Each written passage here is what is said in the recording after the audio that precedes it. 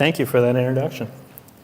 So the title of my talk is Handmade by Chance, Using Randomness to Assemble Levels. And like Will mentioned, it's going to be basically about designing procedural levels for platformer games.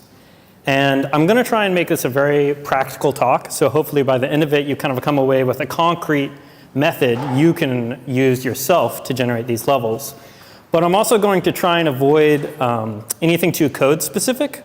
So hopefully you should be able to replicate this on graph paper theoretically if you wanted to. So first a little bit about me.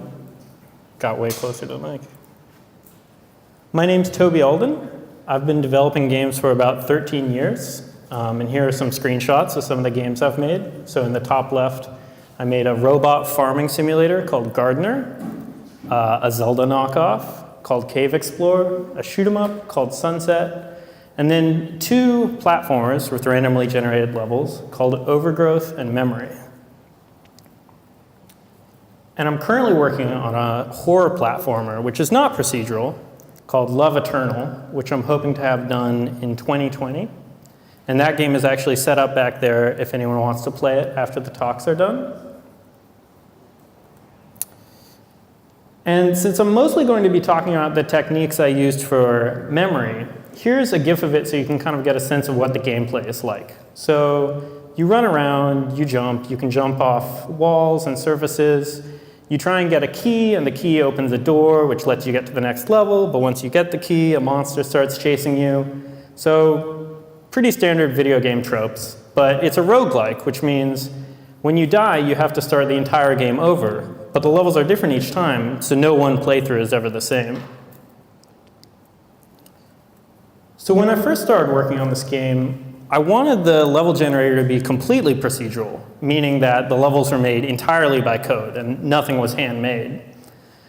But as I worked more on this original generator, I found that the levels it made looked interesting, but they didn't actually play well. They weren't fun to move around in or traverse as a player. So I decided to go with kind of the more conventional approach these types of games usually go for, which is to construct your level out of handmade segments. So this is a technique that games like Splunky here on the left or Dead Cells on the right use. And it's popular for a reason, because it yields good results without having to do any of the kind of complicated stuff you would need to do if it was completely procedural, like figuring out if the player could get to every platform or get to the exit. So the way I decided to do it was I decided to use 2 parts that were handmade. A handmade map here on the left, and then handmade segments over on the right. So I would basically use the map to determine where to place the segments. And you can tell each segment has black blocks that represent solid geometry the player can walk on, and then 4 exits on all sides so that the player can move between them after they're connected.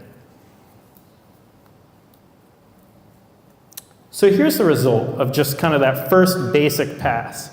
So it takes the level, and it goes step by step through every cell, and it chooses one of these 3 segments and places it.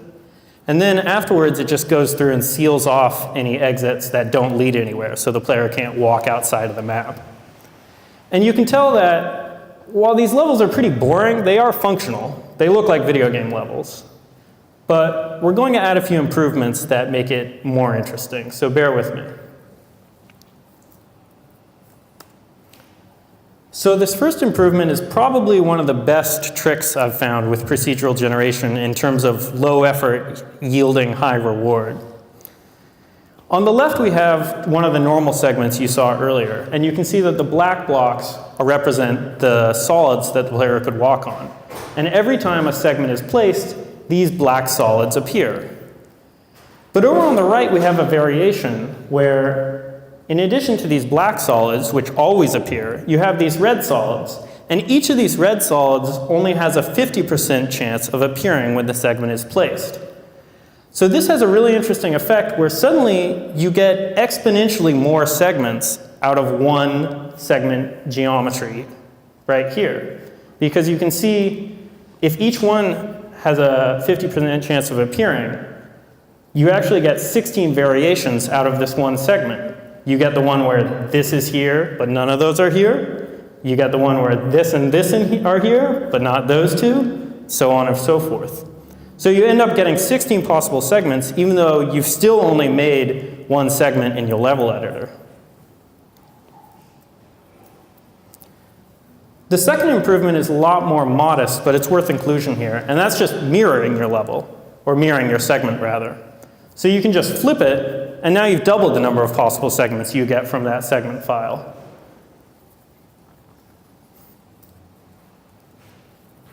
So here's the result of that level generator with those two improvements added. And you can see that it's starting to look a lot more like a functional and fun video game level. The repetition isn't as obvious, even though there's only 3 segments. It's harder to tell when they're recurring because they have those subtle variations that the optional solids give us.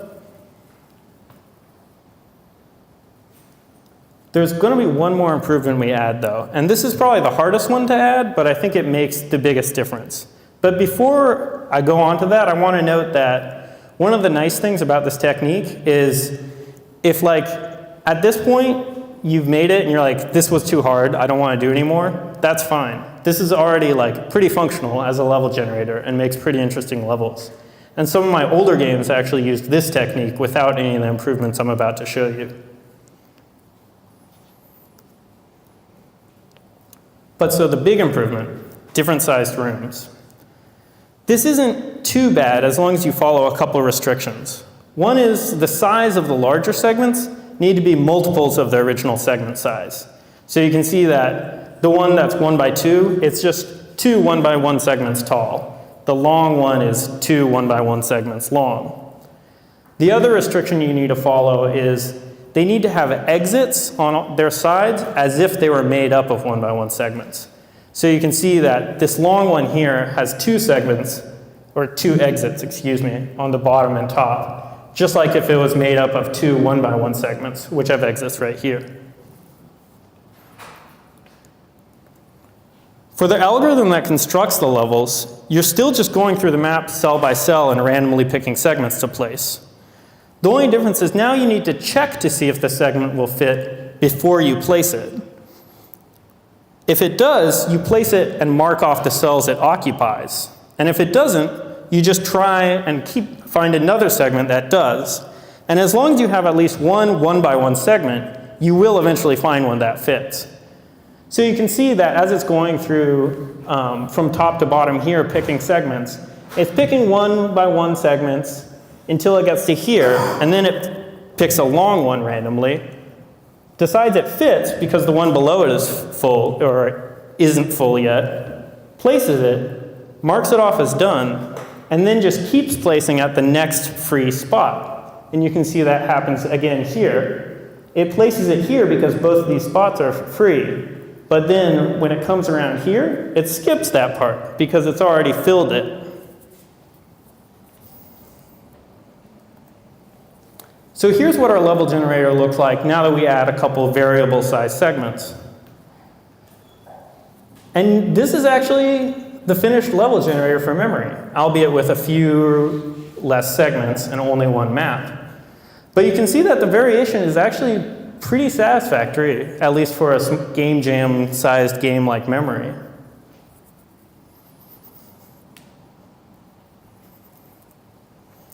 So after I made memory, I was curious if this level generator I made would adapt to other platformers with different physics.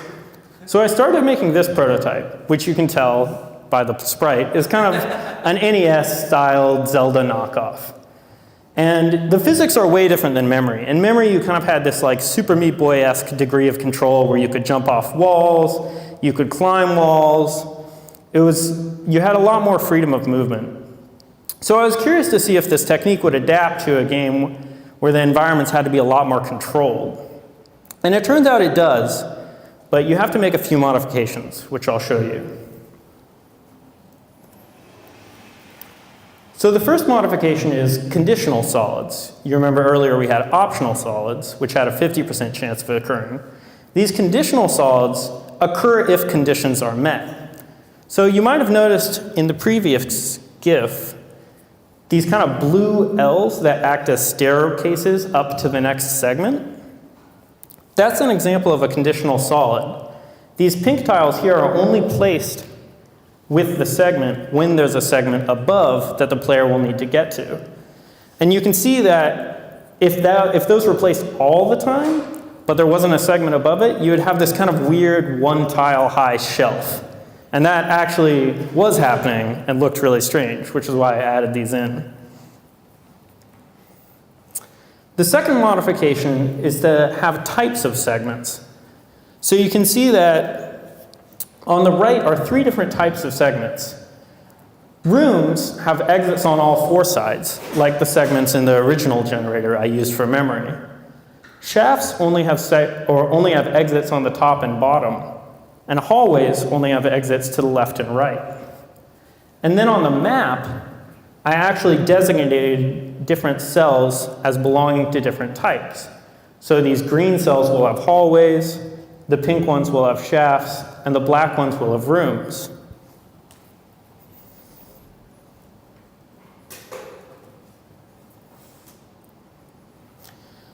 Now when the algorithm that constructs the map picks a random segment to place in a cell, it chooses one that's an appropriate type for that cell. The only tricky part here is if the segment occupies multiple cells, because it's not a 1x1, it's a 2x1 or longer, taller. You need to make sure that all the other cells it's going to occupy are also of the appropriate type. So it's a little trickier, but you can see that it results in kind of more, for lack of a better word, video gamey levels. They're kind of better suited for games where you need like maze-like tightly designed spaces and not kind of the open play fields that memory had. So kind of more like the type of like NES Zelda-esque game I was trying to rip off with my prototype. So this is basically all I have to say on this method. But if I can kind of leave you with a final thought, it's that randomness can make a lot from a little. If you look at this one segment with its 9 optional solids and mirroring, that's actually 2 to the 9th times another 2 possible segments, or 1,024. And with procedural generation, a lot of times you'll hear like, oh, there's 18 billion possible levels. And it's like, okay, but there's only like 7 functionally different levels. But these variations are actually significant. Like you can imagine in a game it making a big difference if any one of these platforms were or weren't there. So like if this platform isn't there, maybe the player can escape something if they're being chased this way. Things like that. So I think it's not just that there's lots of variations, it's that there are significant variations, variations that make a difference to the gameplay. And the other thing is, you can just get, it's kind of like hamburger helper for your games in a way. You can just get a lot out of not very much, because memory only needed 12 segments for the whole game. So 12 of these things were enough to do all the generation for the whole game. And I think the variation is like pretty decent. I made the game, so I noticed when it repeats. But if you didn't make the game, you probably wouldn't notice, at least until you played for a long time. So I guess the reason I bring this up is just, I think this, when we think of procedural generation, we kind of tend to think of games like Caves of Quid or Dwarf Fortress, these like, decade-long endeavors where everything is procedurally generated. And so we think of it sort of something as like outside of scope. Like if you're making a procedurally generated game, it's going to be harder than if you're making a traditional game. But I think this like sweet spot of combining handmade content with procedural stuff can actually save you a lot of time and effort. And as developers who are concerned with actually finishing our games and putting them out there, I think we should always be on the lookout for shortcuts like this. So if you're looking for a way to make a lot of stuff quickly, you might consider exploring this technique. And I think that's all I have to say.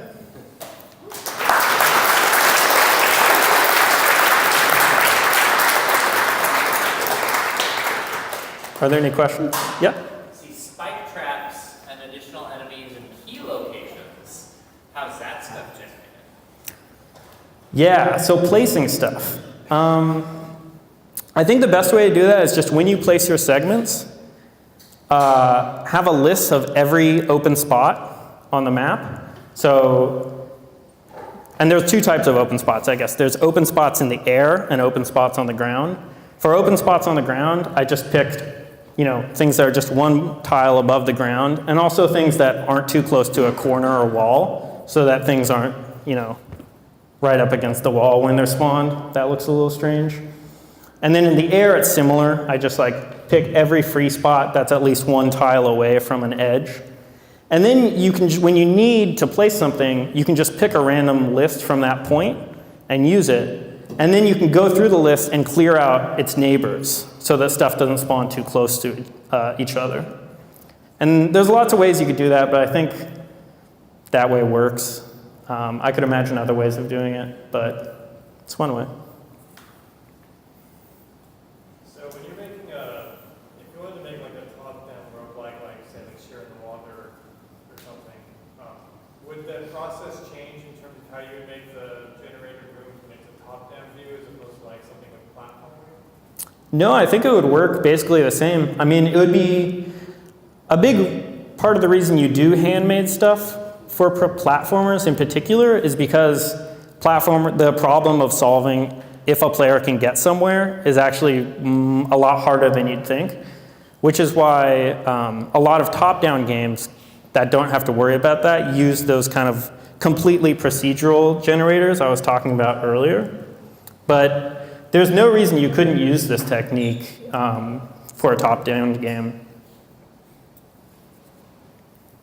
Yeah? Integrate storyline, narrative, or things that are really unique into the locations when you don't know what the rest of the stuff around it's going to look like? That's a good question. So one idea I had is, we talked about adding types to segments. So I think if you wanted to make kind of a more Metroidvania style game where you have these lock and key style puzzles where it's oh, you can't get to this area until you get the double jump. I think how you could do that using these typed segments is if you had segment types that were locks for certain powers. So let's say you have a segment type that's a lock for a double jump. And basically it would just be a single one-by-one room that you couldn't traverse unless you had the double jump ability, right?